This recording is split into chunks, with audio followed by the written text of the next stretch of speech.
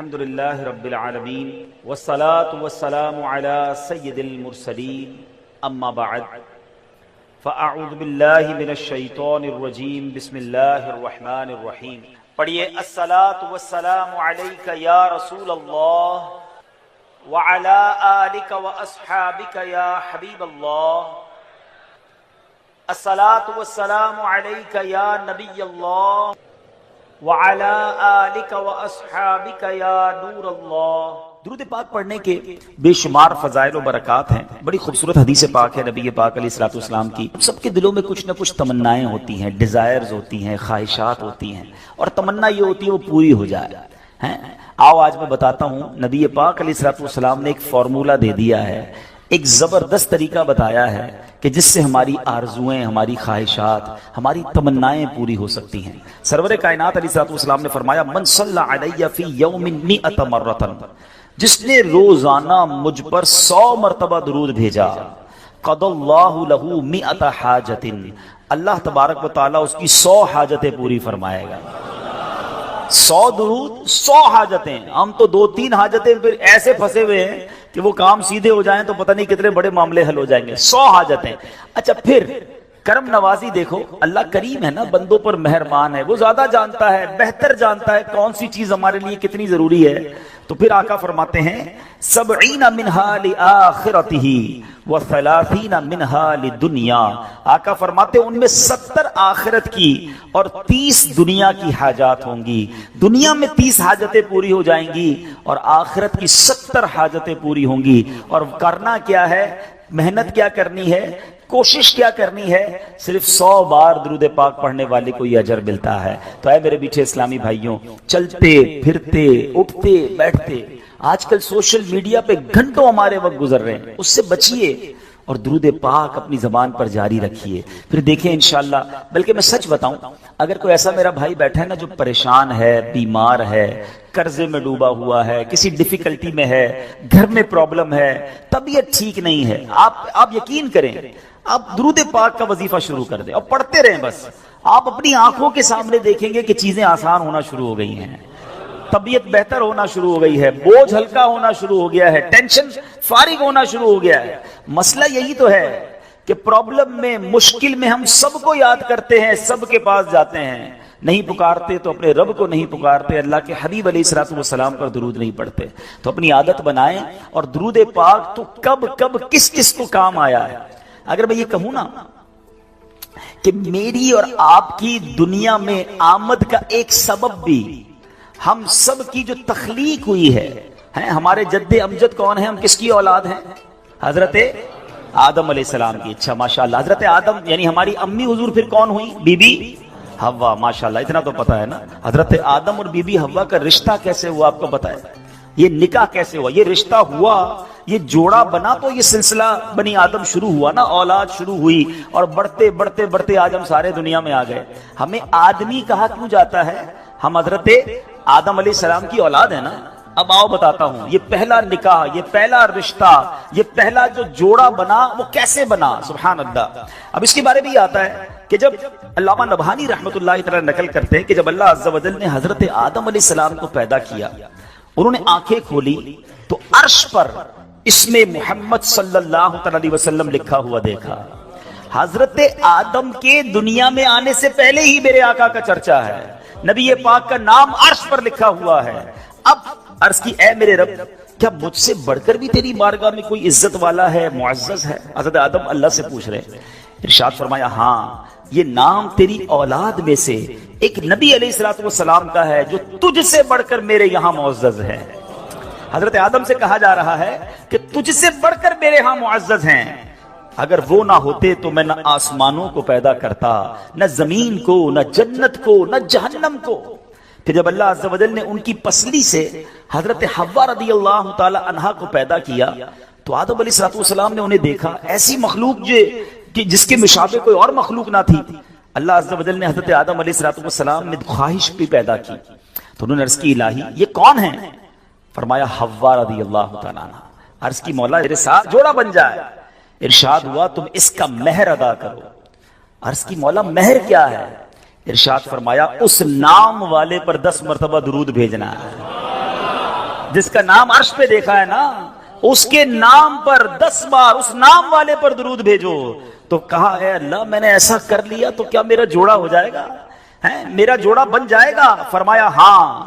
اب حضرت آدم علیہ السلام نے 10 بار درود پاک پڑھا اور یہ مہر بنا حضرت آدم علیہ السلام اور بی بی حوا رضی اللہ تعالیٰ عنہ کے درمیان جوڑا بننے کا رشتہ ہوا. اور اس کے بعد یہ ساری کائنات میں جو ہم دنیا میں آئے تو گویا پتا چلا کہ وجہ تخلیق کائنات، یہ تو اس حدیث سے بھی پتا چل گیا کہ نبی پاک علیہ السلام کے لیے یہ کائنات بنائی گئی. اور سبحان اللہ حضرت آدم علیہ السلام کا جو بی بی حوا سے جوڑا بنتا ہے اس کا مہر بھی نبی پاک پر درود پڑھنا ہے. اب سوچئے کب سے نبی پاک پر درود بھیجا جا رہا ہے، کب سے میرے آقا کا چرچا ہے. اللہ اکبر. شاعر لکھتے ہیں نا کہ یہ کائنات بنائی کیوں گئی، اتنی سجائی کیوں گئی. سبحان اللہ. وہ کہتے ہیں کہ خدا کیوں نہ کرتا آرائشیں بزم امکا میں، خدا کیوں نہ کرتا آرائشیں دنیا کے ساما میں، تمہیں دولہا بنا کے بھیجنا تھا بزم امکا میں.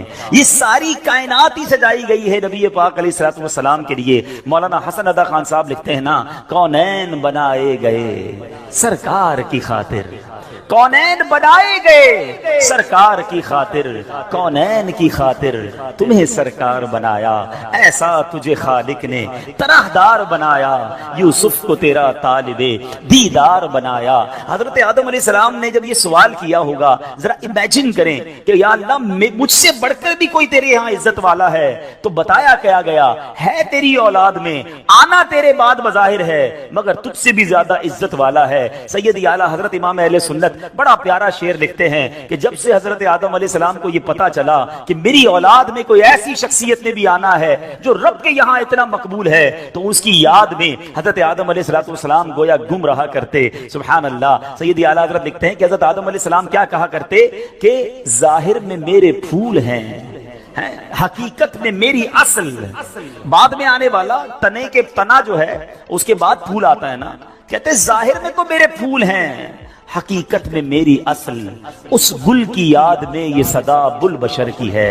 ابوالبشر کہتے ہیں حضرت آدم علیہ السلام کو. وہ اس وقت بھی نبی پاک کو یاد کرتے تھے کہ ایک پھول نے آنا ہے، لیکن باغ سجایا اسی کے لیے گیا ہے، سب ساری کائنات سجی اسی کے لیے ہے. سید اعلیٰ حضرت لکھتے ہیں نا، کیا خوبصورت بات لکھتے ہیں، انہی کی بو مایہ سمن ہے، انہی کا جلوہ چمن چمن ہے، انہی سے گلشن مہک رہے ہیں، انہی کی رنگت گلاب میں، آقا ہی کا سب کچھ ہے، انہی کا سب یہ سجایا ہوا، ان کے صدقے سے یہ ساری کائنات بنی ہے. اللہ بس نبی پاک کا سچا غلام بنا لے، آقا اپنی غلامی میں قبول فرما لے، نبی پاک کا ذکر زبان پر جاری ہو جائے.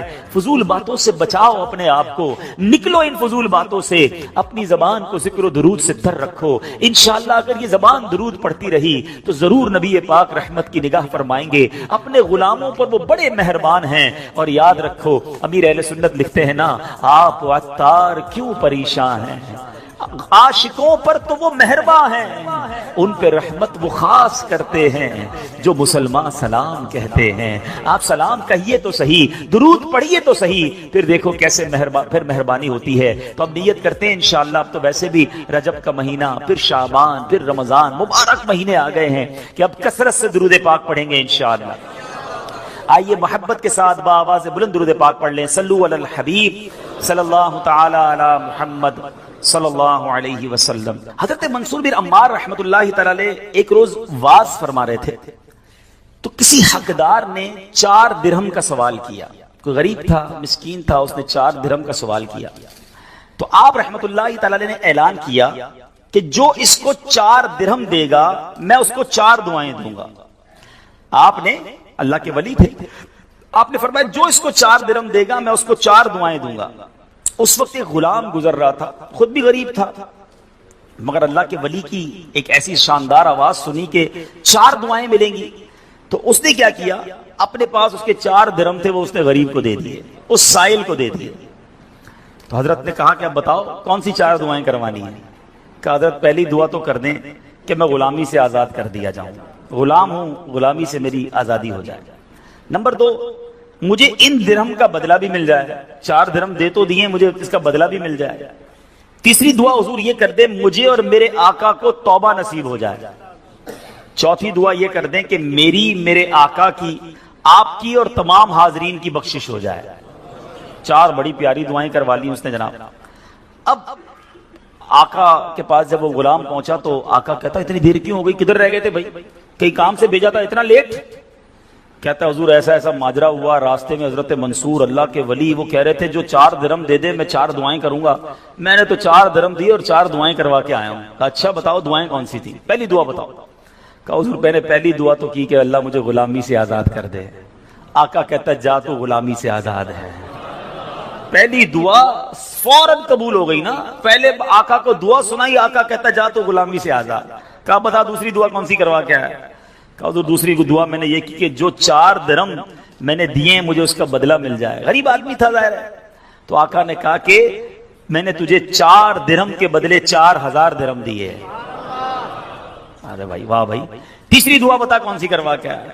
کہا حضور تیسری دعا میں نے کی کہ مجھے اور میرے آقا کو گناہوں سے توبہ کی توفیق نصیب ہو. یہ سنتے ہی آقا واقعی آقا تھا, اس کی زبان پر استغفار جاری ہو گیا, کہنے لگا یا اللہ میں اپنے پچھلے سارے گناہوں سے توبہ کرتا ہوں. کہا بتا چوتھی دعا کیا کروائی تھی. کہا حضور چوتھی دعا یہ تھی کہ آپ کی یعنی میرے آقا کی, میری اور تمام حاضرین اجتماع کی مغفرت ہو جائے. یہ سن کر آقا نے کہا 3 باتیں تو میرے اختیار میں تھی, وہ میں نے کر لی, چوتھی میرے ہاتھ میں نہیں ہے. مغفرت کرنا تو اللہ کا کام ہے نا. اسی رات آقا نے خواب میں کسی کہنے والے کو سنا کہ جو تمہارے اختیار میں تھا وہ تم نے کر دیا, اور میں ارحم الراحمین ہوں, میں نے تمہیں, تمہارے غلام کو, منصور بن عمار کو اور تمام حاضرین کو بخش دیا. کیا بات ہے, کیا بات ہے, سبحان اللہ. یہ میرے میٹھے اسلامی بھائیوں یہ واقعہ جو ہے یہ کتنی زبردست موٹیویشن ہے کہ ہمیں نہیں پتا ہوتا کسی غریب کی مدد کر کے, کسی محتاج کی مدد کر کے, کسی پریشان حال بندے کی مدد کر کے ہم کبھی کبھی ایسی دعا لے لیتے ہیں کہ ہمیں اندازہ بھی نہیں ہوتا, اور وہ ایسی دعا دے دیتا ہے کہ بگڑی بن جاتی ہے, مشکلیں ٹل جاتی ہیں. یہ دعائیں لینے والے بنیے, اللہ کی راہ میں خرچ کریں گے. آج واقعی میں صحیح بتا رہا ہوں, تو یہ بعض اوقات ایک کیفیت ہوتی ہے انسان کی کہ جب انسان کسی کی مدد کرتا ہے یا کوئی ایسا کام کرتا ہے جس سے کسی کے دل سے دعا نکلتی ہے. اور یہ تو اللہ کے ولی تھے نا, انہوں نے ہاتھ اٹھا کر یہ 4 دعائیں کی. تو سیکھنے کو یہ ملا کہ بعض اوقات اللہ کی راہ میں خرچ کر کے ہم وہ حاصل کر سکتے ہیں جو برسوں میں حاصل نہیں کر سکتے. وہ نعمتیں, وہ برکتیں حاصل ہو جاتی ہیں, وہ پریشانیاں دور ہو جاتی ہیں. کیونکہ روایتوں کا مضمون ہے کہ صدقہ بیماریوں کو ٹالتا ہے, صدقہ برائی کے 70 دروازے کو بند کرتا ہے, صدقہ بلا کو نیچے نہیں اترنے دیتا. ایک بڑی بات یاد رکھیے گا, ہمیں نہیں پتا ہوتا, ہم صبح اٹھتے ہیں مثال کے طور پہ اور کوئی بلا آنے والی ہوتی ہے. حدیثوں کا مضمون ہے جب انسان صدقہ دیتا ہے نا تو بلا اوپر سے اترتی ہے, صدقہ جا کے اسے روک لیتا ہے, انٹرسپٹ کرتا ہے, اور یہ لڑائی جاری رہتی ہے. صدقہ بندے پر بلا اترنے نہیں دیتا. اب بعض اوقات کیا ہوتا ہے, کئی لوگ ہوں گے جو بیانات بھی سنتے ہیں, کتابوں میں بھی پڑھتے ہیں کہ اللہ کی راہ میں 1 خرچ کرو 10 ملتا ہے. اب وہ ہو سکتا ہے مسجد میں ڈبے میں 100 روپے ڈالیں اور شام دکان پہ انتظار کر رہے ہوں کہ ابھی تک 1000 روپے بنے نہیں ہیں. مولانا صاحب نے تو کہا تھا 1 کا 10 ہو جائے گا. کسی فقیر کو 10 روپے دیے, انتظار کر رہے ہیں, 100 روپے کہاں ہے بھائی, ملٹی پلائی بائی 10 ہو کے ملنا چاہیے تھا.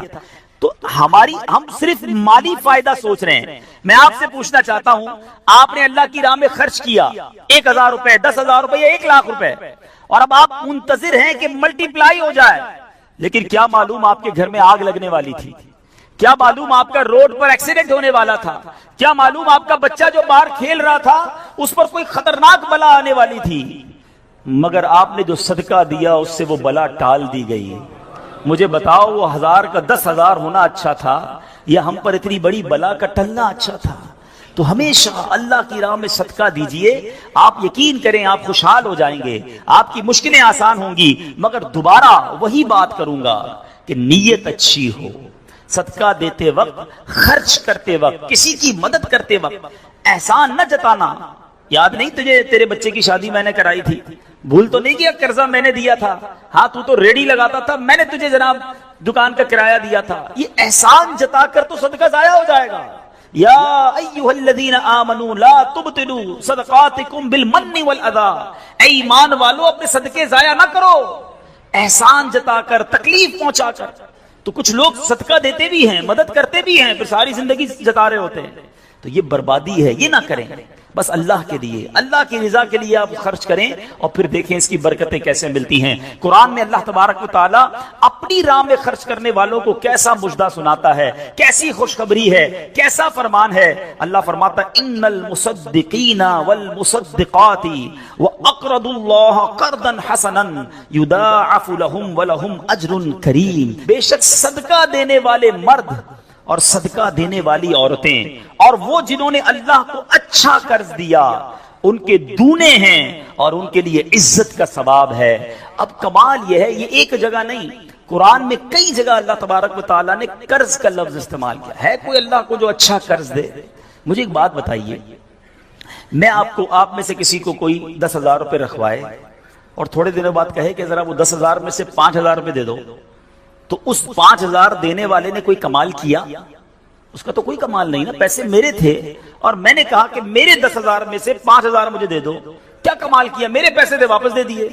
مگر اللہ کی شان دیکھو، اللہ کی کرم نوازی دیکھو، شان کریمی دیکھو، ہم سب کو دانا دانا اس نے دیا ہے۔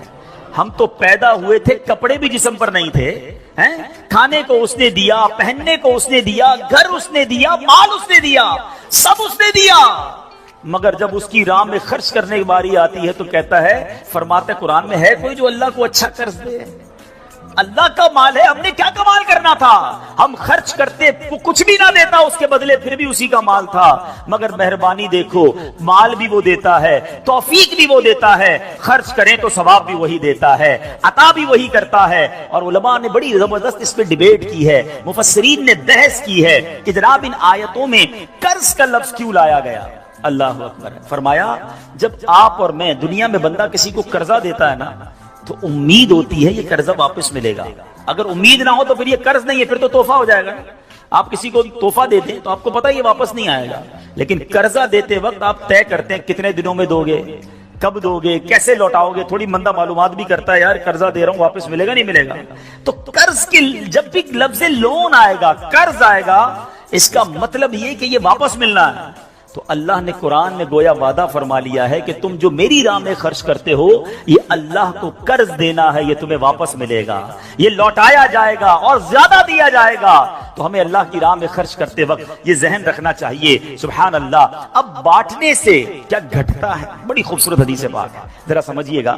ایک بار حضرت عائشہ صدیقہ رضی اللہ تعالی عنہا سے مروی ہے کہ اہل بیت نے، نبی پاک کے گھر والوں نے ایک بکری ذبح کی اور پیارے آقا علیہ الصلوۃ والسلام تشریف لائے، بکری ذبح کی اور انہوں نے کچھ تقسیم بھی کر دی۔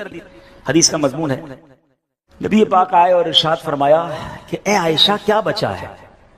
بکری کو کاٹا تھا، تقسیم کی، کیا بچا ہے؟ عرض کی گئی کہ حضور کاندھے کے سوا کچھ نہیں بچا ہے، کاندھے کا گوشت بچا لیا گیا ہوگا، باقی بانٹ دیا۔ نبی پاک نے ایک جملے میں ساری بات سمجھا دی، اگر آپ سمجھ جائیں۔ آقا نے فرمایا عائشہ کاندھے کے سوا سب بچ گیا ہے۔ بات آ رہی ہے سمجھ میں؟ کہا کیا گیا؟ حضور کاندھا بچ گیا ہے، کاندھے کے سوا کچھ نہیں بچا۔ اور نبی پاک نے فرمایا کاندھے کے سوا سب بچ گیا ہے، یعنی جو بٹ گیا ہے وہ بچ گیا ہے۔ یہ ذہن بنا لو کہ آج میں نے اور آپ نے جو اللہ کی راہ میں خرچ کیا وہی بچا ہے، ورنہ باقی تو ہم کھا کے ختم کر دیں گے نا۔ اگر ہم مر جائیں گے تو یہ پیسے تو بچوں کے وراثت میں چلے جائیں گے۔ میرے لیے کیا بچا ہے؟ میرے لیے وہی بچا ہے جو میں نے آگے بھیج دیا ہے، جو بانٹ دیا ہے، جو خرچ کر دیا۔ عقل اگر آ جائے ہمیں، اللہ کرے کہ ہمیں اس بات کی سمجھ آ جائے کہ آج اگر خوشحالی ہے، آج اگر مال جیب میں ہے، بینکوں میں پڑا ہے، گھر خالی پڑے ہیں، یہ خالی پڑے رہ جائیں گے اور میں دنیا سے چلا جاؤں گا۔ اگر میں چاہتا ہوں یہ آخرت کے اکاؤنٹ میں جمع ہو جائیں، میں یہ پیسہ لے کر جنت میں جاؤں اور اس پیسوں کے بدلے جنت کی نعمتیں کما لوں، تو مجھے یہاں یہ اللہ کی راہ میں خرچ کرنا پڑے گا۔ اور یہ بات میں نہیں کہہ رہا، آپ اور میں یہاں رہنے والے بھی، یہاں بھی کمیٹی ڈالی جاتی ہوگی، بی سی ہوتی ہوگی کہ تھوڑے تھوڑے پیسے جس میں جمع ہوتے ہیں اور وقت پر مل جاتے ہیں، انسان کمیٹی ڈالتا ہے کہ یار کبھی برے وقتوں میں کام آئے گی، بچی کی شادی میں کام آئے گی۔ ایسا ہوتا ہوگا نا آپ کے یہاں بھی۔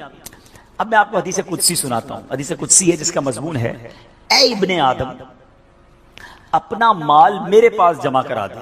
اللہ فرماتا ہے اے ابن آدم اپنا مال میرے پاس جمع کرا دے، نہ جلے گا، نہ ڈوبے گا، نہ کم ہوگا، میں تجھے اس دن لوٹاؤں گا جس دن تجھے ایک ایک نیکی کی ضرورت ہوگی۔ سیکیورٹی، ڈپوزٹ، یہ بعض اوقات جب مسجد میں ہمارے آگے سے ڈبہ جاتا ہے نا، یا کبھی کوئی اسلامی بھائی جھولی لے کے بیٹھے ہوتے ہیں، یہ جب جیب سے آپ پیسے نکال کے ڈالتے ہو نا، اس وقت ذہن بناؤ کہ یہ جا نہیں رہا، یہ جمع ہو رہا ہے میرے آخرت کے اکاؤنٹ میں، اور ڈال دوں یار، ابھی آج کل پیسے اچھے ہیں، تھوڑے اور ڈال دوں جمع ہو جائے، ادھر ملے گا۔ تو جب بھی آپ کے دن اچھے ہوں، یقین کریں جب آپ کے ہاتھ کھلا ہو، آپ کو لگتا ہے یار اللہ نے بڑا نوازا ہوا ہے، تو فوراً آخرت کے لیے سوچیں۔ جیسے ہی زیادہ پیسے آتے ہیں بندہ سوچتا ہے نا یار آج کل اچھے پیسے ہو گئے، کوئی اچھی جگہ پر گھر لے لیتے ہیں، چلو بچوں کو لے کے کہیں سیر کرانے جاتے ہیں۔ آپ اپنے پیسے کو دنیا میں انجوائمنٹ کے لیے جب یوز کر رہے ہیں تو اسی پیسے کو آخرت کی انجوائمنٹ کے لیے، آخرت کی لگزریز کے لیے، آخرت کی نعمتوں کے لیے استعمال کرنے کا ذہن بنائیں اور دیتے چلے جائیں۔ میں یہاں ایک مشورہ بھی دینا چاہوں گا، بالخصوص میرے بزرگوں کو، اللہ نے جن کو نوازا ہے، بلکہ میں کہتا ہوں تھوڑے پیسے بھی ہیں نا، یہ میرا مشورہ یاد رکھ لو۔ اور یہ امیر علیہ سنت نے ایک بار مدنی مذاکرے میں بھی فرمایا تھا۔ ہم نے الحمدللہ تحدیث نعمت کے لیے عرض کرتا ہوں، الحمدللہ میری والدہ مرحومہ نے، میرے والد صاحب نے، میں نے خود بھی، ہمارے گھر والوں نے، ہم نے اس طریقے پر عمل کیا اور اس کی برکتیں پائی ہیں۔ تو اچھی نیت سے میں آپ کو بتاتا ہوں کہ ہم دیکھیں دنیا میں ہیں، ٹھیک ہے، ہم نے بہت سارے ایسے جنازے پڑھے ہیں، ایسے سویم میں بھی گئے ہیں، 40ویں میں بھی گئے ہیں، اور جا کے ہم نے مرحوم کے بچوں کو کہا ہے کہ دیکھیں آپ کے ابو جان چلے گئے دنیا سے، کروڑوں روپے چھوڑ کر گئے ہیں، آپ کے ابو نے کتنا کیا آپ کے لیے، اب آپ اپنے ابو کے لیے کچھ کیجئے، کوئی مسجد بنائیے، کوئی مدرسہ بنائیے، کوئی کنواں کھدوائیے، اپنے والد کو ثواب پہنچائیے۔ تو وہ بیٹا جس کے لیے باپ نے زندگی گزار دی، کروڑوں اربوں روپے چھوڑ کر گیا، وہ کہتا ہے ابھی تو ہاتھ بڑا ٹائٹ ہے، تو ابھی بعد میں کریں گے، تو بعد میں دیکھ لیں گے، اور ہم دیکھتے ہیں اس کے بعد مرحوم کے لیے بظاہر کچھ نہیں کیا جاتا۔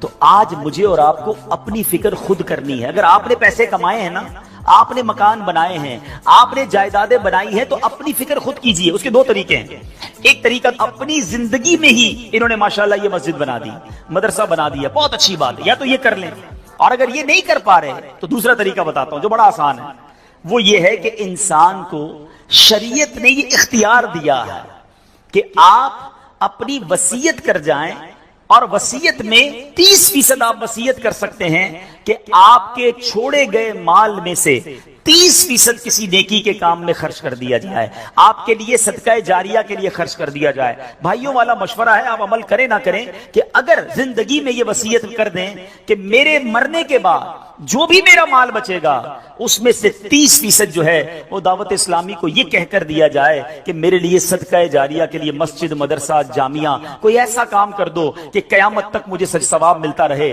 مجھے بتاؤ مرنے کے بعد آپ کا مال 70% تو بچوں کے لیے بچے گا نا، 30% کو اپنے ساتھ لے جاؤ، اپنی جنت بنا لو۔ ورنہ ہوتا یہ ہے کہ ساری زندگی والد نے محنت کی، محنت کرتے کرتے بوڑھا ہو گیا، لاکھوں کروڑوں روپے کی جائیدادیں چھوڑ کر گیا، اور مرنے کے بعد خاندان میں کوئی ایصال ثواب، کوئی خرچ کرنے کے لیے تیار نہیں ہے۔ تو دو چیزیں یاد رکھیں، ایک تو زندگی ہی میں اپنے لیے ثواب جاریہ والے کام کر لیں۔ اللہ کی رحمت سے دعوت اسلامی ساری دنیا میں مسجدیں بنا رہی ہے، ماشاءاللہ ایسے کئی کام ہو رہے ہیں جو قیامت تک چلنے والے ہیں۔ آپ اپنی زندگی میں اپنے لیے وہ کام کر لیجئے، اور اگر ایسا نہ بھی کر سکیں اور کر بھی لیا ہو تو وصیت کرنے میں تو کوئی حرج نہیں ہے کہ مرنے کے بعد تو میرا مال میرے پاس رہنا ہی نہیں ہے، تو کیوں نہ وہ میرے ساتھ جنت میں مجھے کام آ جائے۔ اور آج بھی صدقہ کیسی کیسی پریشانیوں اور بیماریوں کو دور کرتا ہے، اللہ اکبر۔ ایک اور ایمان افروز واقعہ سناتا ہوں کہ ایک بار حضرت عیسیٰ علیہ نبینا علیہ السلام کے زمانے میں ایک دھوبی تھا جو لوگوں کے کپڑے آپس میں تبدیل کر دیتا تھا، یعنی لوگوں کے کپڑے ملا دیتا، لوگ بڑے پریشان تھے اس سے۔ تو لوگوں نے حضرت عیسیٰ علیہ السلام کو اس کے متعلق بتایا، تو آپ نے اللہ عز و جل کی بارگاہ میں دعا کی کہ اے اللہ اس کو ہلاک فرما دے۔ اللہ کے نبی نے ایک ایسے شخص کے لیے دعا کی کہ یا اللہ اس کو ہلاک کر دے، تیرے بندے اس سے بڑے پریشان ہیں۔ ایک روز وہ دھوبی بالکل اسی معمول میں نکلا، اس کے پاس 3 روٹیاں تھیں۔ ایک سائل آیا، ایک فقیر آیا، اور اس نے کہا کہ اللہ کے لیے مجھے روٹی دے دے۔ تو آپ نے اس دھوبی نے ایک روٹی اس سائل کو دے دی۔ سائل نے دعا دی کہ اللہ تعالیٰ تجھ سے آفات سماویہ کا شر دور کر دے، آسمانی بلاؤں کو دور کر دے۔ دھوبی بڑا متاثر ہوا، بڑی پیاری دعا دی، ایک اور روٹی بھی دے دی۔ اس سائل نے دعا دی کہ اللہ تعالیٰ تجھے جملہ آفتوں سے محفوظ رکھے۔ اس نے تیسری روٹی بھی دے دی۔ اب اس سائل نے دعا دی اللہ تجھے توبہ کی توفیق عطا فرمائے۔ اب اس دوران ایک بڑا سانپ اس کی گٹھڑی میں داخل ہو چکا تھا، کیونکہ حضرت عیسیٰ نے دعا کی تھی اس کو ہلاکت کی. ایک بڑا سا سانپ جو ہے اس کی کپڑوں کی گٹھڑی میں داخل ہو چکا تھا. جب دھوبی نے کپڑے لینے کا ارادہ کیا تو اس سانپ نے اسے ڈسنا چاہا. ایک فرشتے نے اسی وقت سانپ کو لوہے کی لگام ڈال دی اور دھوبی سلامتی کے ساتھ واپس آ گیا. لوگوں نے حضرت عیسیٰ علیہ السلام سے کہا کہ یا روح اللہ، آپ نے دعا کی تھی، یہ بندہ تو ایسے ہی ہٹا کٹا گھوم رہا ہے، بالکل ٹھیک، کچھ مسئلہ ہی نہیں ہوا اس کے ساتھ، سلامت. تو آپ نے اس دھوبی کو بلایا، بتا تو نے کون سی ایسی بھلائی کی ہے، میں نے تیری ہلاکت کی دعا کی اور تو بالکل سلامت گھوم رہا ہے. وہ کہتا حضور میں نے 3 روٹیاں صدقہ کی ہیں. اتنے گناہ، اتنی خطائیں، سارا شہر پریشان، مگر جب صدقہ کیا 3 روٹی کا، آپ نے اس سانپ سے پوچھا کہ تو نے قتل کیوں نہیں کیا، تیری تو ڈیوٹی تھی نا. تو سانپ کہتا ہے اے اللہ کے نبی، اللہ نے آپ کی دعا تو قبول فرما لی، مجھے ہلاک کرنے کے لیے بھیج بھی دیا، مگر جب اس دھوبی نے ایک سائل کو صدقہ دیا تو ایک فرشتے نے مجھے لوہے کی لگام ڈال کر روک لیا. اب وہ دھوبی بھی سارا واقعہ سن رہا تھا کہ اتنے گناہ ہیں، سامنے ایک چھوٹا سا صدقہ کیا، میری ہلاکت رک گئی. اس دھوبی نے بھی توبہ کر لی، اپنے گناہوں سے تائب ہو گیا. کیا سیکھنے کو ملا؟ صدقہ بلاؤں کو ٹالتا ہے، صدقہ مصیبتوں کو ٹالتا ہے، صدقہ عمر میں برکت لاتا ہے. ایک بار حضرت داؤد علیہ نبینا علیہ الصلوۃ والسلام کے پاس ایک شخص تھا اور وہ حضرت ملک الموت آئے اور اس کو بڑا گھور کے دیکھنے لگے. تو تھوڑی دیر کے بعد ملک الموت تو چلے گئے. تو آپ نے اس شخص نے کہا کہ حضور یہ کون تھا جو مجھے گھور رہا تھا؟ آپ نے کہا ملک الموت تھے. ملک الموت سے پوچھا کہ تم کیوں گھور رہے تھے؟ کہا کہ یہ بندے کی اب 3 دن زندگی رہ گئی ہے، اب 3 دن کے بعد یہ دنیا سے چلا جائے گا. تھوڑے دن ہوئے تو وہ بندہ گھوم رہا ہے، پھر رہا ہے آپ کے سامنے. ملک الموت آیا، آپ نے کہا تم نے تو کہا تھا 3 دن میں اس کی روح قبض کرنی ہے، تو بالکل ٹھیک ہے، کوئی مسئلہ ہی نہیں. کہا حضور 3 دن ہی باقی تھے، میں نے روح قبض کرنے پہنچنا تھا. جس دن پہنچنا تھا اس دن یہ بندہ گھر سے باہر نکلا. ایک غریب نے صدا لگائی، ایک فقیر نے پکارا، اس نے 20 درہم اس کو دیے. اس فقیر نے اس کو دعا دی، اللہ نے وہ دعا ایسی قبول کی کہ ہر درہم کے بدلے اس کی عمر میں 1 سال کا اضافہ فرما دیا. 20 سال عمر بڑھ گئی ہے اس کی.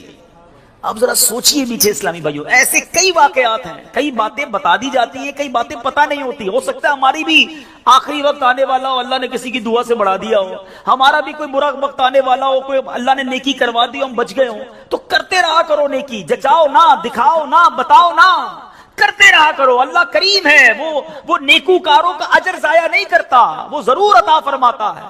اور کیسے عطا فرماتا ہے؟ ایسے ایسے واقعات ہیں کہ سنے تو ایمان تازہ ہو جاتا ہے. مثال کے طور پہ حضرت سیدنا حبیب عجمی رحمۃ اللہ تعالی علیہ کے دروازے پر ایک سائل نے دستک دی. تو آپ کی زوجہ محترمہ جو ہے وہ آٹا گوندھ کے رکھا تھا اور پڑوس سے آگ لینے گئی تھی. پہلے زمانے میں لکڑی وغیرہ آگ کے لیے لینی ہوتی تھی. آٹا گوندا ہوا تیار تھا، آپ نے وہی آٹا اٹھایا اور اس سائل کو دے دیا. آپ کی زوجہ آئیں کہ آٹا کدھر گیا؟ کہ غریب آیا تھا، اس کو ضرورت تھی، میں نے گوندا ہوا آٹا دے دیا. بولے بہت اچھا کیا، مگر ہم نے بھی تو کھانا ہے نا، ہمارے لیے تو کچھ نہیں چھوڑا، آپ نے سارا ہی دے دیا. اب تھوڑی دیر ہوئی تو کیا ہوتا ہے کہ دروازے پر دستک ہوتی ہے. ایک بندہ ایک بہت بڑا تھال لے کر پکی ہوئی روٹیاں بھی لاتا ہے اور سالن بھی لاتا ہے. آپ اپنی زوجہ سے کہتے ہیں دیکھ لو، دیا آٹا تھا، روٹیاں بھی پکے آ گئیں، ساتھ سالن بھی آ گیا ہے. تو یہ بلیف ہوتا تھا، اللہ والوں کا یقین ہوتا تھا کہ یہ خرچ کیا ہے، یہ ملنا ہی ملنا ہے. اللہ کرے کہ ہم اللہ کی راہ میں بس خرچ کرنے والے، صدقہ دینے والے، اللہ کی راہ میں دل کھول کر خرچ کرنے والے بن جائیں. ڈھونڈیے آپ کے پڑوس میں کوئی پریشان ہوگا، تلاش کیجئے آپ کے رشتہ داروں میں کوئی غریب پریشان ہوگا، آپ کے دوستوں میں پریشان ہوگا. اچھا ایک اور بات بتاؤں، جو واقعی صحیح معنوں میں سفید پوش ہوتے ہیں نا، وہ بولتے نہیں ہیں کسی کو. آپ کہیں گے یار کسی دوست نے تو کچھ مدد مانگی نہیں ہے، رشتہ دار تو کوئی آیا ہی نہیں گھر پہ، پڑوسی نے تو کبھی کچھ نہیں کہا، وہ کہیں گے نہیں. آپ ڈھونڈیے، تلاش کیجئے. جنت میں گھر چاہیے نا. مثال دیتا ہوں، آپ کو کوئی یہ کہے کہ جناب کسی پریشان حال کو ڈھونڈ کر 1000 روپے دو اور اس کے بعد فلاں بینک سے 1 لاکھ روپے لے لو، تو پھر پریشان حال فوراً مل جائے گا. سیدھا سیدھا ابھی ڈھونڈتا ہوں جناب 1000 کیوں، 2000 دوں گا تو 2 لاکھ نہیں ملیں گے. تو بندہ یہ کہے گا نا، تو آپ کو سامنے نفع نظر آئے تو سب پریشان حال بھی مل جائے گا.